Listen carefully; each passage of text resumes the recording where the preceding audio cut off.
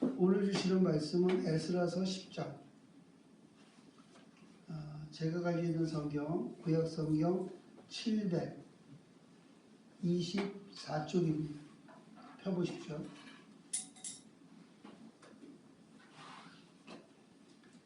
에스라서 10장 1절.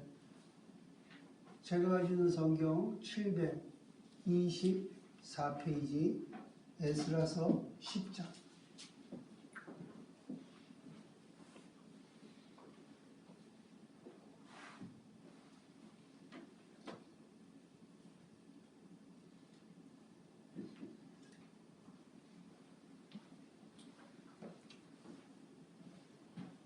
같이 읽어봅니다.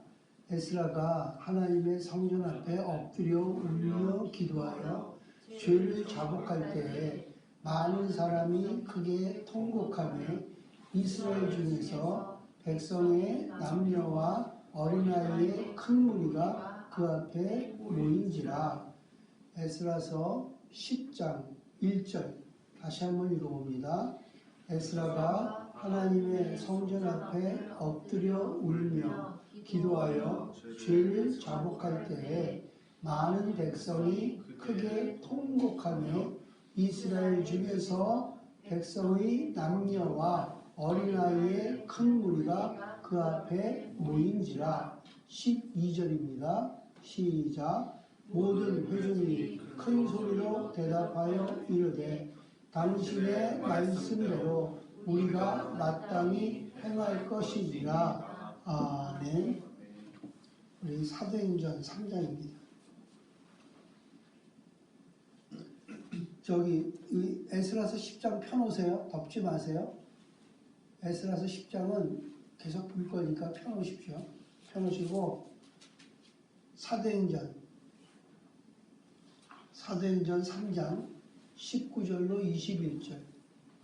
사도행전 3장 19절로 21절. 19절 같이 읽어볼까요? 그러므로 너희가 회개하고 돌이켜 너희 죄 없이 함을 받으라. 이같이 하면 새롭게 되는 날이 주 앞으로부터 이를 것이요. 20절입니다. 또 내가 너희를 위하여 예정하신 그리스도 곧 예수를 보내시리니. 21절 같이 있습니다. 하나님이 영원전부터 거룩한 선지자들의 입을 통하여 말씀하신 바 만물을 회복하실 때까지는 하늘이 마땅히 그를 받아들이라. 아멘. 에스라서 10장은 펴놓으십시오. 아직도 한참 중이고 또한 작년 내내 코로나19 바이러스 유행으로 말미암아 엄청난 혼란과 깊은 슬픔에 빠져 있죠. 한순간도 긴장의 끈을 놓칠 수 없고 그저 코로나19 종식 선언만 애타게 기다려왔는데, 그러면서 그와 같은 상황 속에 지난 수천 년 동안 한 번도 경험해보지 못한 그런 상황, 즉 예배당에서 예배를 드릴 수 없는 상황도 견딜 수밖에 없었습니다. 심지어 예배당에서 예배를 드리는 교회와 그렇지 않는 교회가 서로 비난까지 했고, 또 교회 공동체가 반사회적 집단으로 매도당하는 아픔을 경험하기도 했죠. 이제 우리 모두는 포스트 코로나19를 논의할 때가 됐고 진지하게 질문을 던져볼 수밖에 없습니다. 과연 우리에게 희망은 있는가? 한국 교회가 코로나19 대유행 이전의 모습으로 회복될 수 있을까? 부정적인 전망들이 주류를 이루고 있어요. 그럼에도 불구하고 우리가 굳건하게 믿을 수 있는 것이 하나가 있죠. 어떤 상황, 어떤 시대, 그리고 어떤 경우를 막론하고 우리가 고백할 수 있는 것, 그것은 바로 예수 그리스도, 우리 주님이 우리의 유일한 희망이 된다는 것입니다. 그건 우리의 고백이죠. 진정한 소망이 되죠. 우리 주님 예수께서 우리 교회, 조국교회, 그리고 우리 교단 반드시 회복해 주실 것이다 라고 믿고 고백하고 선포하고, 그래서 우리는 마음을 담아 기도해야겠죠. 주여 이제 회복하게 하옵소서. 이것이 오늘 설교 메시지의 제목입니다. 이것은 단순히 하나의 염원이 아니라 우리는 하나님께서 하나님 말씀대로 일하신다는 것을 알고 있죠. 그렇기 때문에 그분을 소망하면서 담대하게 고백할 수 있습니다. 한 예로서 에스라 시대에 우리 오늘 본문을 살펴봤죠. 에스라 10장. 당시 이스라엘은 하나님께 징벌을 받아서 포로로 잡혀갔습니다. 도무지 소망을 품기 어려운 삶을 살아갔죠. 그러나 하나님께서는 유다 백성들에게 분명한 계획을 말씀하셨어요. 유다 백성들은 그들의 죄악으로 말미암아 포로로 잡혀갈 것이며 복역한 후에는 반드시 돌아오게 하시겠다는 약속이었습니다.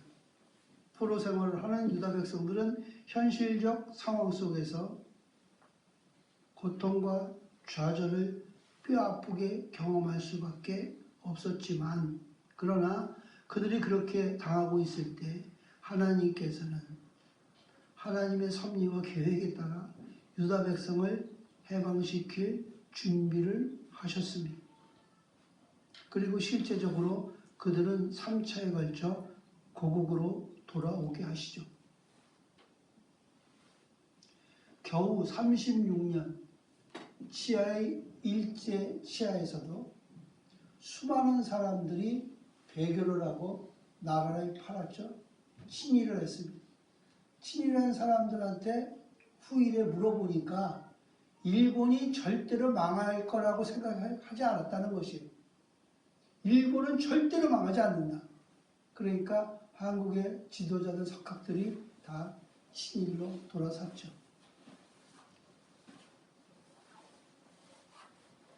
조선조 마렵의 무서운 박해로 수많은 순교자들이 생겨났고, 숨어서 도망다니면서 목숨 걸고 예배를 드렸고, 또한 6.25 때 역시도 공산주의 치하에서 참으로 많은 사람들이 순교와 살해를 당했고, 그리고 생명 바쳐 살아남고 예배를 드렸습니다. 코로나19가 교회를 끝장난 것처럼 보여도 모여서 예배드릴 수 없는 상황. 이제 우리의 세력은 공산주의자도 아니고 일제도 아니고 그리고 어떤 봉건 집단도 아니지만 바이러스죠. 더 싸우기가 쉽지가 않죠. 그럼에도 불구하고 하나님께서 주님의 피값 주고 사신 몸된 교회를 반드시 지켜내시고 회복하실 것입니다. 우리를 더 깨끗하게 주님의 교회다운 영광됨을 고치시고 회복시키시려고 이와 같은 시련을 허락해 주신 것이죠.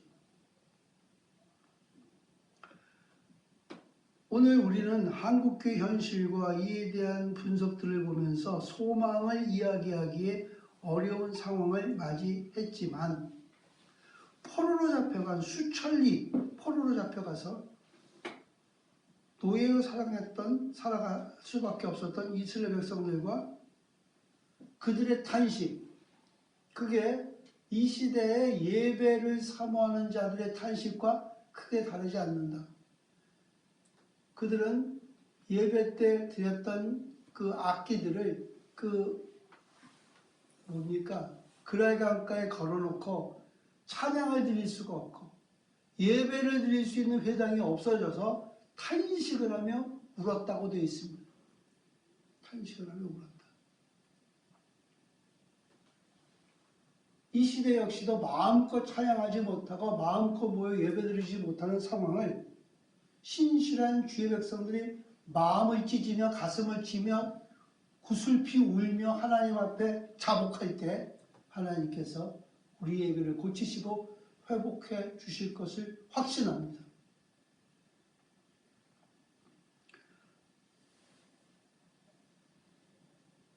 여러 가지 풀 수도 없는 문제들, 난제들이 산더미처럼 쌓여 있어요. 우리 앞에. 내일 일을 알 수 없습니다. 매주마다 전쟁터와 같아요. 그러한 문제들이 우리 힘으로 감당할 수 없다라고 고백할 수밖에 없지만 어디까지나 우리의 능력에 관한 얘기입니다. 하나님께서는 자신의 섭리와 계획에 따라 움직이시는 분이시죠. 그분은 계획을 세우고 지혜나 능력이 부족해 그 모사를 이룰 수 없는 우리와 전혀 다르시죠. 우리 하나님은 전능하신 분입니다. 전능하신 우리 하나님께서 우리에게도 회복의 프로젝트를 진행해 주시는 것을 우리는 믿어야 할 것입니다. 그렇게 회복시키시는 하나님의 은혜를 우리가 어떻게 누릴 수 있겠는가? 오늘 본문 말씀을 통해 찾아볼 수가 있죠. 하나님의 백성인 그들은 하나님의 은혜로 회복의 기회를 얻었습니다. 하나님께서 해방의 은총을 베푸셨기에 그들이 고향으로 돌아온 것이죠. 그리고 그때 에스라는 하나님의 백성과 함께 포로되었던 바벨론 땅에서 돌아왔습니다. 그가 포로에서 돌아오자마자 첫 번째로 한 일이 성전을 재건하고 제사를 회복하는 일이었어요. 사실 포로에서 들어온 백성들 처지에서 가장 절실한 것은 생존이죠. 당장 익숙하지 않은 가나안 땅에 적응해 나가 살아가는 길이었어요. 그러나 에스라의 생각은 달랐습니다. 에스라의 관점에서 가장 급한 일은 하나님께 돌아가는 일이었어요. 코로나19가 심각하죠. 그러나 우리에게 정말 급한 일은 코로나 바이러스가 아니라 하나님께로 돌아가는 일입니다.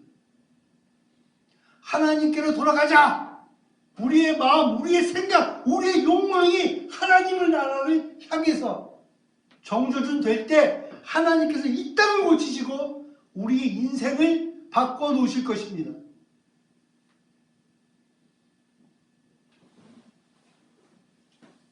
그는 이스라엘 백성들을 불러 모아 예배의 회복을 경험하게 만듭니다. 그들이 예배하는 자리가 곧 하나님께서 임재하시는 자리가 되게 했습니다. 그러면 그들에게 모든 부분에서 살 길이 열린다고 믿었기 때문이죠. 이것이 바로 오늘날 우리에게 필요한 모습입니다. 우리가 드리는 모든 예배에서 하나님께서 임재하시는 자리고 우리가 성령님을 절절하게 사모하는 자리여야 맞습니다. 우리가 예배할 때마다 어미하신 하나님의 임재를 생명처럼 여겨야죠. 그래서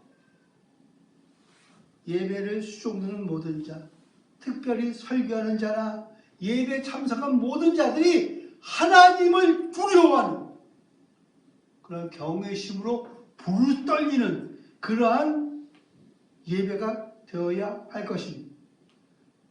우리 교회 예배가 속죄와 헌신의 정신으로 충만한 예배, 복음이 말씀하는 영원한 생명과 성령의 위로와 기쁨이 넘치는 살아있는 예배로 회복되기를 열망하고 기도를 부탁드립니다. 예배 때마다 하나님의 음성을 듣고 성령의 기름 부으심이 세상이 줄 수 없는 위로와 희열으로 감싸 휘몰아치는 그러한 예배의 시간, 에스라 시대 때처럼 예배가 회복되기를 바랍니다. 우리 교단의 모든 교회에서 드리는 예배의 자리마다 하나님의 음성으로 가득하기를, 그리고 성도들의 회개와 열정과 사모함으로 가득하기를, 기도하며 무릎 꿇는 주의 백성들로 말미암아 이 땅에 성령의 바람이 다시금 불어오기를 열망해 봅니다. 아멘.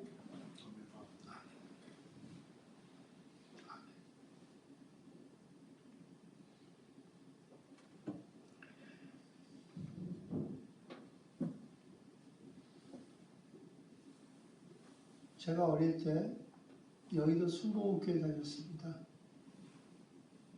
강바람이 얼마나 찬지 몰라요.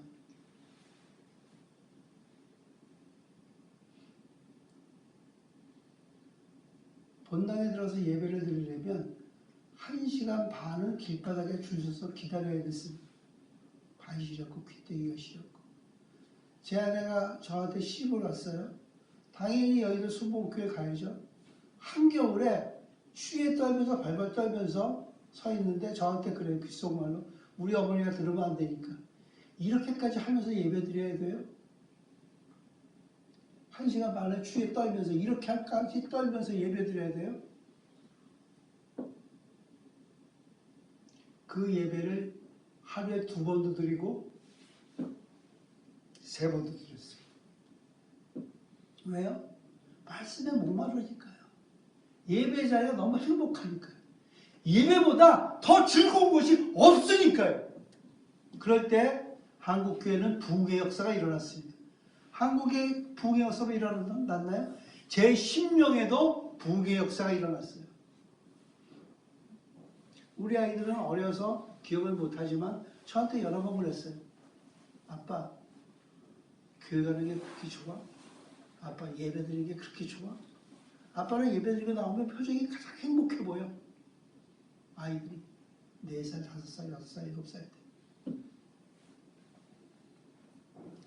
한 주간 내내 예배 드리는 예배를 손꼽아 기다렸어요. 토요일 날은 주일날 예배 드리러 갈 때 가슴이 설레, 가슴이 뛰고, 주일은 가장 행복한 날이었습니다. 그런데 목사가 된 지금, 그때 젊은 날에 내 자식들보다 어렸던 그 시절에 예배를 사모하고 그러한 기쁨과 즐거움이 저한테 없어요. 그러니까 지금 이 교회를 제가 말아먹었죠. 주일날도 새벽 기도를 했어요.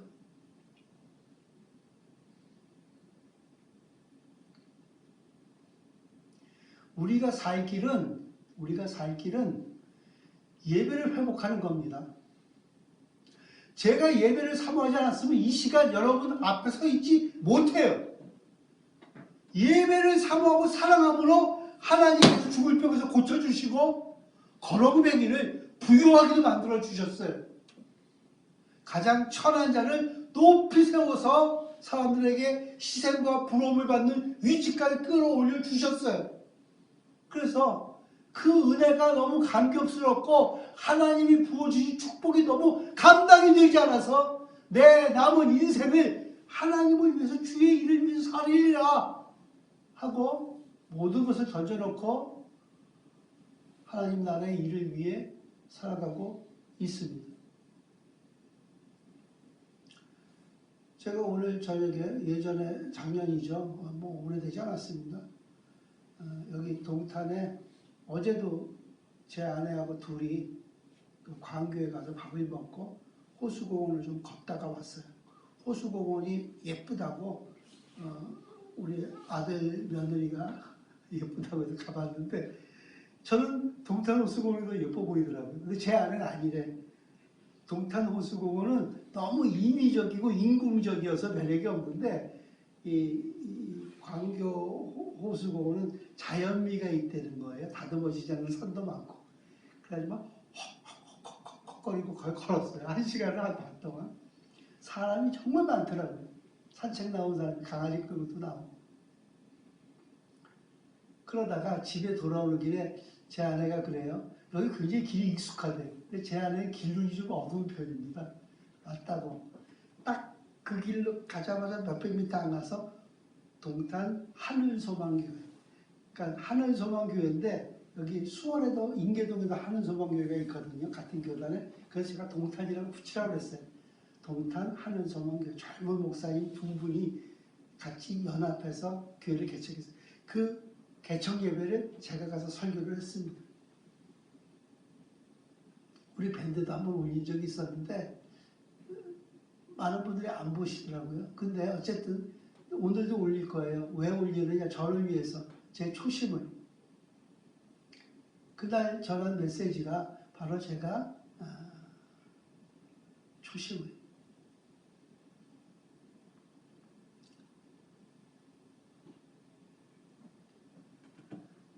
에스라가 두 번째로 붙은 것은 말씀 신앙의 회복입니다. 에스라는 이스라엘이 하나님의 말씀으로부터 떠나고 예언자의 말씀도 멸시한 것을 회개하죠. 하나님의 말씀으로 돌아가는 회복을 붙잡습니다. 이 말은 무슨 얘기예요? 하나님의 말씀이 곧 하나님이세요. 이것을 신뢰하는 신앙이죠. 하나님의 말씀은 허공을 치지 않아서 반드시 역사 가운데 사건으로 실현됩니다. 이것을 깨달아 아는 에스라는 느헤미야 8장에서 보이듯 온 이스라엘 앞에서 하나님의 말씀을 낭독합니다.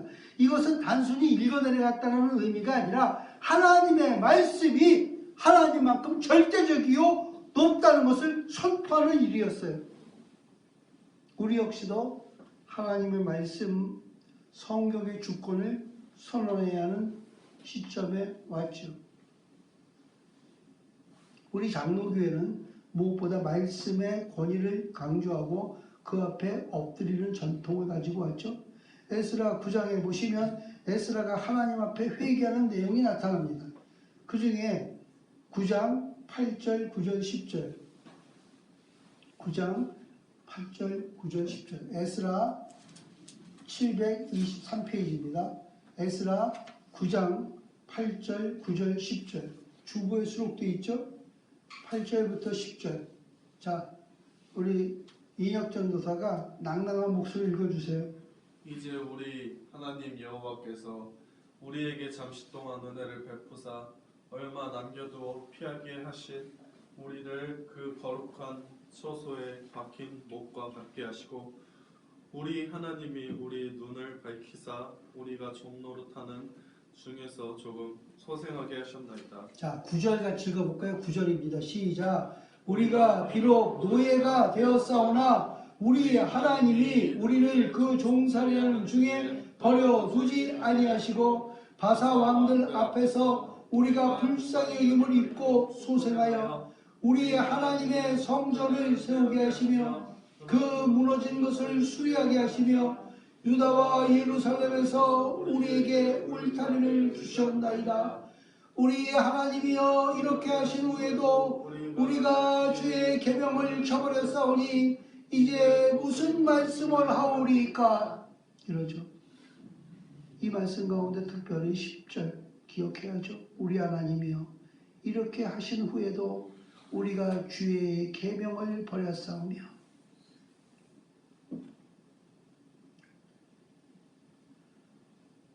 1970년대에 미국의 빌리 그레함 목사가 여러분들은 모르시겠지만 여의도 광장, 옛날에는 5.16 광장이라고 해서 거기가 완전 콘크리트 바닥이었습니다.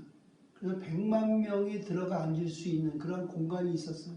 지금은 동산도 꾸며놓고 자전거 도로도 있고 여러 가지 운동시설들이 오밀조밀하게 예쁘게 꾸며져 있는데요. 예전에 그 여의도 한복판이 완전 KBS 그 앞이 그냥 완전 콘크리트 바닥이었습니다. 사람들이 속히 모여서 100만 명이 거의 앉을 수 있었어요.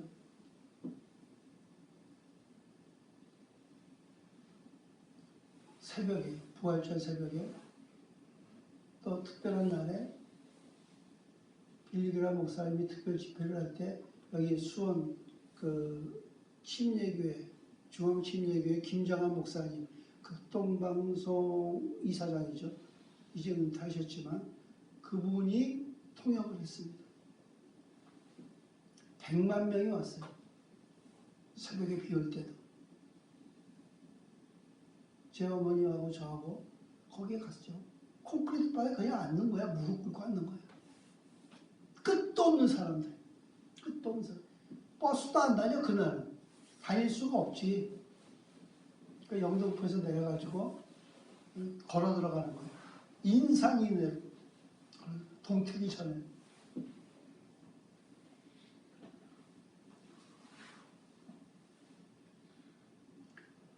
지금 빌리그레암 목사가 아니라 예수님이 재림하셔도 그렇게 안 보일 겁니다. 왜요? 다들 배울 만큼 배우고 똑똑하고 잘 사니까. 굶주린 사람도 없고 아픈 병원 가면 되잖아요. 근데 70년대는요. 아파도 병원 갈 돈이 약사 먹을 돈이 없었어요. 아이들이 다 학교 가면 그 신발을 벗어야 되거든. 구멍 뚫린 양말을 신고 다녔어. 바지는 이렇게 해줘서 젊은 엄마는 무릎에 구멍이 나면 예쁘게 이렇게 뭐예요? 기어주는데 나처럼 나이가 먹은 엄마들은 대충 꾸며줘. 여러분들 옛날 텔레비 드라마 보면 이렇게 얼기설기 이렇게 꾸며놓은 것들 볼 거야. 그러니까 내복 같으면 안에다가 기어주지. 안에다가 기어주면 밖에 구멍이 메꿔져. 이 세대는요, 아무리 가난해도 옷을 기어 입지 않아요. 내가 안양에 있을 때 고아원을 몇 년 가서 아이들을 먹이고 입히고 한 적이 있는데 그 고아원 아이들, 엄마 아빠 없는 아이들조차도 브랜드 신발 아니면 안 신어. 내가 얼마나 놀랐는지 몰라.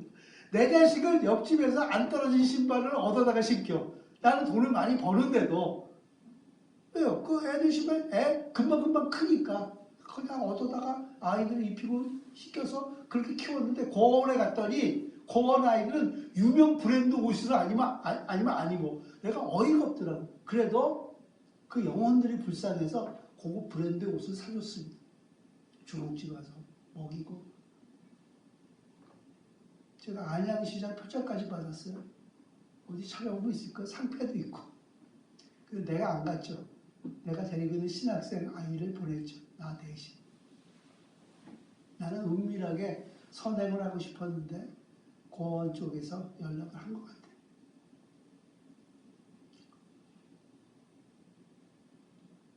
우리요 많이 가난했습니다. 제가 85년에 차를 처음 샀는데 포니원을 중고차를 샀는데 그 차 바닥이 녹슬어서 이게 뭐예요? 녹슬어 구멍이 났어. 차 밑바닥을 이렇게 내려다보면 아스팔트가 보여. 구멍 사이. 그런 차도 하나 사면 주변에서 와 차 샀다고 부러워하더라고요. 부러워하더라고요. 제가 출장을 많이 다녔거든요. 그런데 어느 날 와이퍼가 안 되는 거야. 아니 영동고속도로에서 원주 갔다가 내려오는데 잊혀지지가 않는다니까.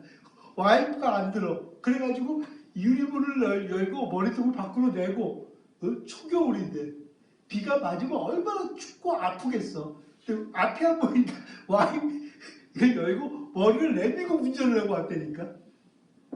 그래서 차 운전하는 거 싫어합니다. 무슨 일 같아서. 차 가지고 잘 안 다니려고 그래요. 그렇게 우리 윗세대는 더 했죠. 우리 윗세대는. 제가 동대문 실내 스케이트 옆에 동대문 아파트에 살았거든요. 그것도 아직 안 올렸다고 이민혁이가 그러더라고. 근데 6층에 사는데 엘리베이터가 없어. 연탄 떼는 아파트야. 지금은 아니겠지만. 근데 이 복도에 연탄을 이렇게 갈아놓으면 비가 때리면 연탄이 녹아. 비가 맞아 주저앉아. 그 주저앉은 연탄을 또 걷어다가 말려가지고 연탄 가게에다 갖다 주면 그걸 새로 찍어내. 내 생각에는 아니 연탄을 미리 사놓지 말고 그냥 한 일주일치만 사놓고 그 쓰면 될 텐데 우리 어머니는 한 달치 두 달치씩 연탄을 싸놔. 시커먼 거를.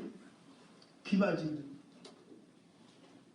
난 빨래비누를 20장 30장씩 싸놓는 걸 이해를 하지 못했어요. 이해를 못해. 가뜩이나 좁은 집에 빨래비를 왜 20장씩 싸놓습니까? 한두 장 사다가 쓰고 또 갖다 놓으면. 근데 우리 어머니는 전쟁을 겪었거든. 전쟁을. 포탄 속에서 살아남은 양반이고 전쟁을 겪었어. 공산 시야에서도 살아남고.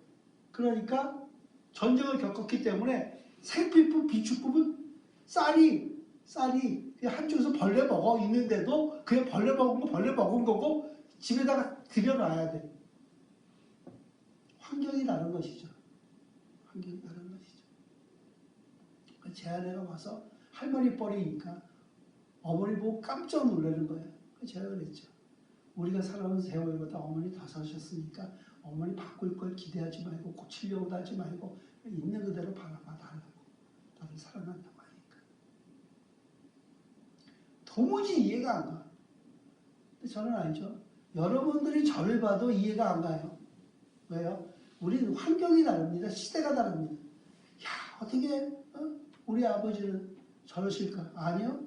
내가 살아온 시대는 그랬어요. 같을 수가 없어요. 같을 수가 없어요. 여러분은 내 나이가 돼서 이제 어린 애기들이 여러분 나이가 되면 이제 나하고 똑같은 신용이 되고 이해가 된다.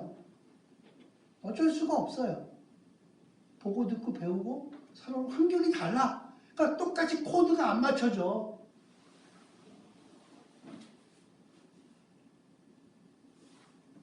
그럼에도 불구하고 여러분들이 상상할 수 없는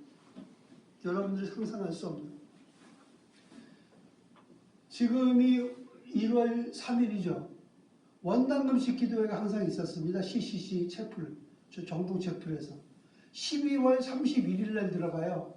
12월 31일 날 점심때 오전에 접수를 받아서 첫 예배가 1시쯤 드려요. 김중훈 목사님 살아계실 때. 원당금식 기도회. 다 20대입니다. 그러니까 대학생들하고 대부분 대학 갓 졸업한 애들이. 전 20대 초중반 아이들이죠. 전국 채플에 한 5천 명 들어가거든요. 앉을 자리가 없어 늦게 가면 복도에 앉아. 그거 뭐 하는지 아세요? 12월 31일 오후부터 1월 2일 밤, 1월 3일 아침까지 금식합니다. 금식해요. 금식가 뭐예요? 풀로 예배드립니다. 풀로 예배드려요. 그것도 그냥 예배드려요? 서서 울면서.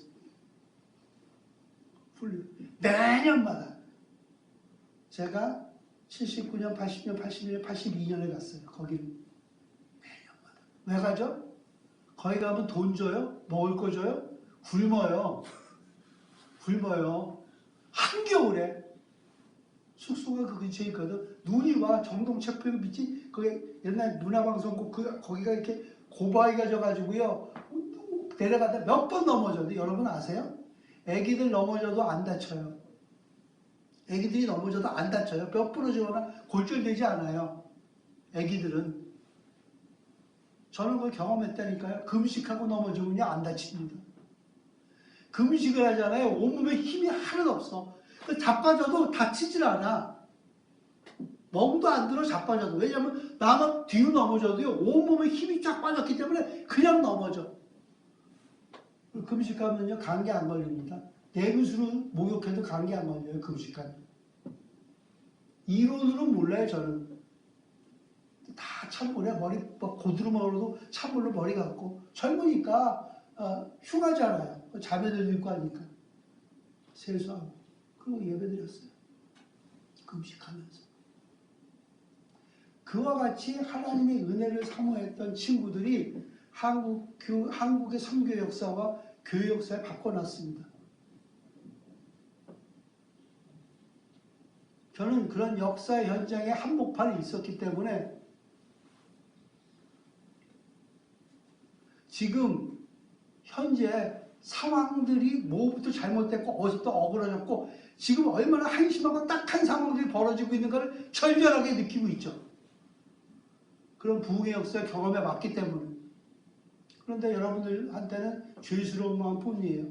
우리의 선배들은 목숨 걸고 생명 걸고 자기의 청춘을 바쳐서 한국교회를 일궈냈는데 지금 나는 그와 같은 역사의 현장들을 여러분들 앞에 보여주지 못하잖아요. 그러니까 여러분들은 비루먹을 말처럼 믿음들이 다 비들비들해요.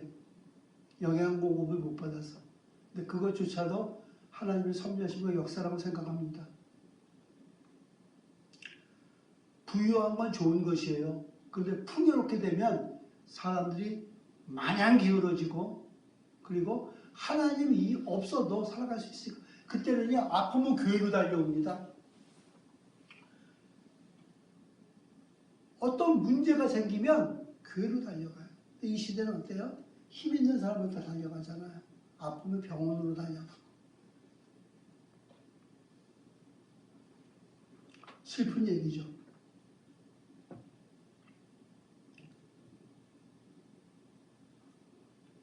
사도행전 9장 읽었나요? 사도행전 9장?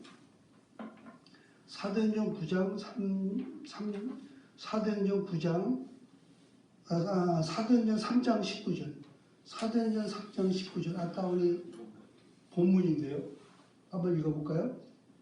그러므로 너희가 회개하고 돌이켜 너희 죄 없이 함을 받으라.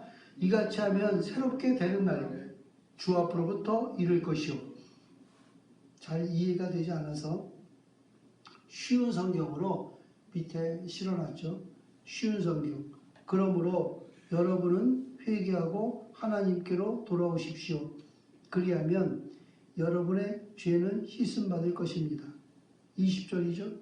주님께서 주시는 새로운 때가 올 것입니다. 할렐루야.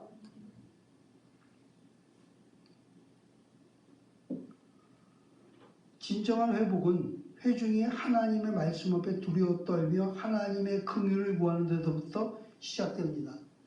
회복의 주체는 우리가 아니에요. 교회도 아닙니다.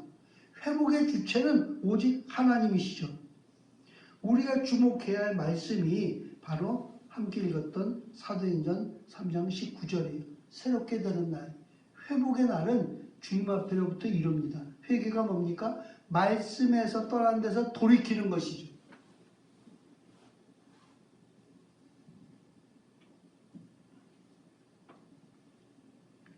말씀으로 돌이키는 것. 우리가 할 일은 하나입니다.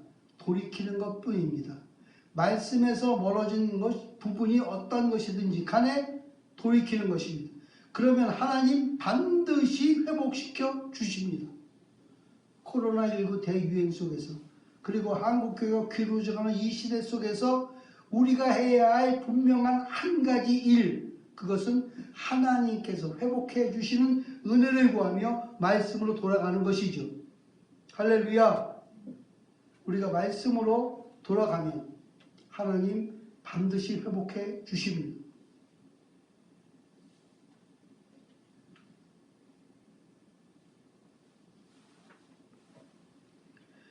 상대주의적이고 현세적인 그런 가치관이 교회를 침몰시키려고 하고 있죠. 세상에서 교회를 향한 시선이 냉소적인 것 어제 오늘 얘기가 아닙니다. 제가 슬픈 건 성도들마저도 교회에 대해 냉소적입니다. 예수 믿는다고 하면서도 교회와 주의 종들에 대해 냉소적이죠. 왜 그럴까요? 왜? 제가 지난 5개월 동안 예수 믿는 사람과 안 믿는 사람과 섞여서 생활을 했거든요. 저에 대한 질문. 왜? 왜 세상은 말할 것도 없고 성도들마저 교회에 대해 냉소적일까? 왜? 영원한 진리만이 이 민족을 살릴 수 있다는 확신과 도전이 교회에서 사라져버렸기 때문입니다. 교회의 구별성이 마치 교회가 에서의 팥죽 담은 그릇처럼 왜소해지고 초라해져 가고 있어요. 이제 우리는 통회해야죠. 주여 이제 회복하옵소서. 예배당마다 하나님을 구하는 소리가 다시 메아리 쳐야죠. 느헤미야 8장을 보시면 감격스러운 장면이 기록되어 있죠. 학사 에스라가 율법책을 펴서 하나님 앞에 서고 백성 앞에서 그것을 낭독하죠. 느헤미야 8장 8절 9절 10절. 느헤미야 8장 8절로 10절. 다정입사 크게 한번 읽어주세요. 하나님의 율법책을 낭독하고 그 뜻을 해석하여 백성에게 그 낭독하는 것을 다 깨닫게 하니 백성이 율법의 말씀을 듣고 다 우는지라. 총독 느헤미야와 제사장 겸 학사 에스라와 백성을 가르치는 레위 사람들이 모든 백성에게 이르기를 오늘은 너희 하나님 여호와의 성일이니 슬퍼하지 말며 울지 말라 하고 느헤미야가 또 그들에게 이르기를 너희는 가서 살진 것을 먹고 단 것을 마시되 준비하지 못한 자에게는 나누어 주라.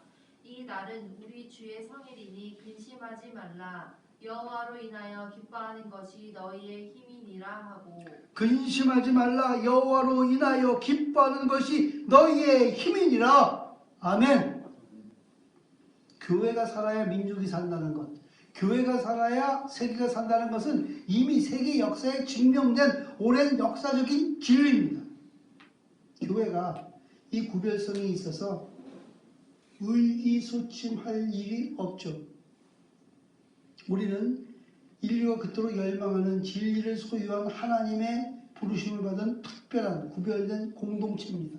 이것을 회복해야죠. 우리 입에 남아있는 간식과 냉소적인 자조, 이것들을 불신앙과 함께 성령의 불로 태워버려달라고 기도해야죠.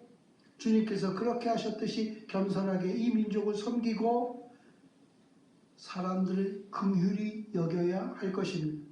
이스라엘 백성들이 모여 회개하며 하나님의 진리의 말씀으로 따라 살아갔던 것처럼 일어나 우리는 모여야 되고 기도해야 되고 그날이 가까이 옴을 볼수록 더욱 그렇게 해야 할 것입니다. 새롭게 하시는 하나님의 은혜를 부르짖어 호소하는 집회가 에스라 시대처럼 왕성하게 일어나기를 소원합니다. 아멘. 무엇보다 먼저 예배를 새롭게 함으로 우리의 예배가 우리의 회복이 시작되기를 소원합니다. 그로 말미암아 진리의 말씀 안에서 주권적으로 역사하시는 성령의 불같은 역사가 온 교회 안에 다시 일어나기를 열망합니다.